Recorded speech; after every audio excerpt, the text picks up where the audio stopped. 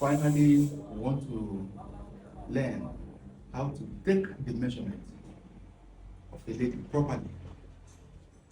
Now today I happen to, get us a very fine lady as you can see.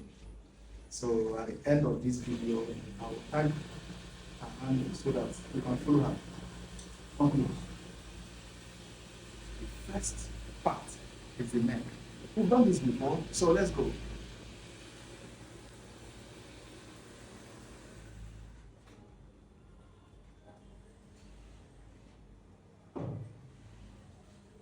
That is it, the neck. Nothing much, don't make it difficult for yourself. The next is the shoulder, please.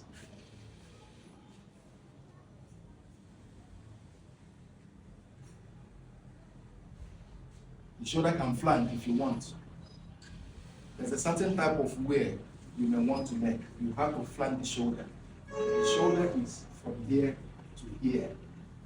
Don't make it, it's not difficult. Here. Now the sleeve, we take this part to this point. If it is short sleeve, it can be here. If it is a quarter sleeve, it can be here. If it is long sleeve, it will be here. Now, we'll consider the bust. Now, we may also have to measure the tummy first. In the case of women who would have given birth, whose tummies would have become bigger than the bust. Just bear that in mind. So the next is the bust.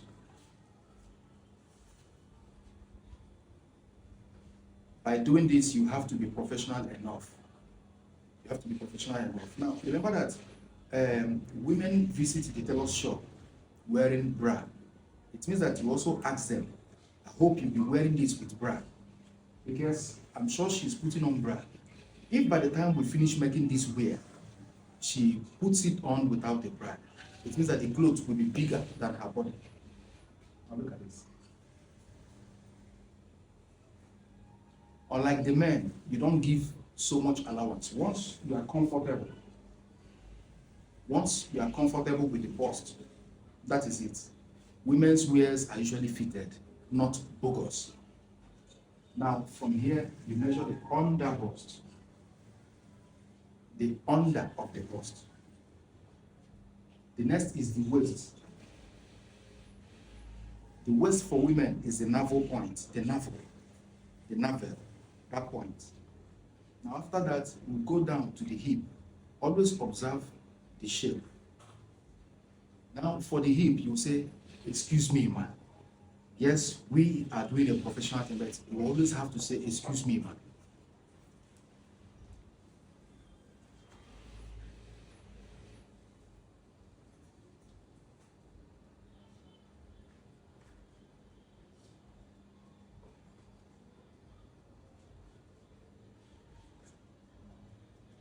That's the hip. Now, there are women whose hips, that have two hips. The first hip and the second hip. You have to consider it if that is the case.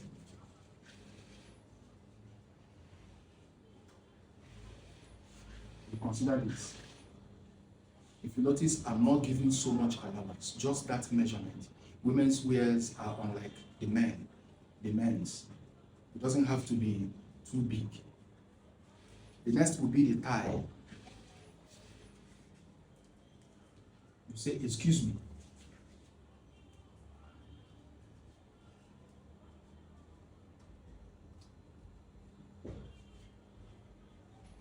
The knee.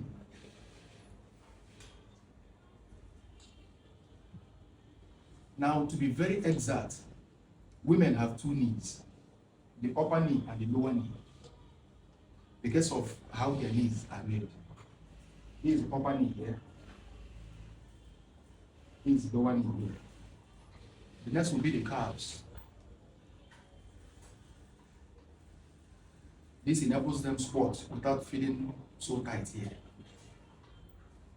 The next will now be the length. For the length, you have to start from this point, from the tummy.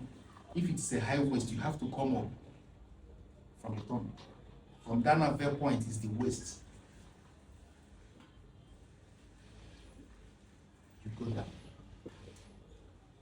Then we now add the extras.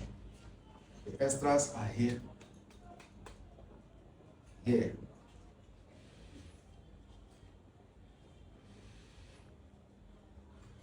If, just know this, if the person has big body, you can always add allowance in the stitching so that you can always expand it.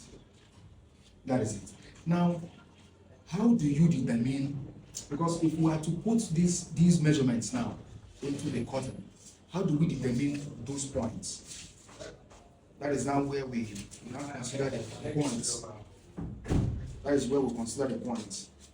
Now, we now have what we call to breast or to bust. Then to bust, to under bust, to waist or navel, to hip, to knee, then to heels. If we are to place the fabric on the table now, for us to know those points, to mark out those points. Now this is to bust, at the nipple here is to bust. Now this is to under bust, you mark it 15. This is to waist or nipple, you mark it. This is to hip, you mark it. This is to knee, you mark it. This is to foot. The cuffs and other things can be determined by the chest size or the body size and during cotton. Thank you very much. I don't know if you have any questions. Remember, this is not the best you can have. It is just my opinion. You are free to make your suggestions, your criticisms. Thank you so much.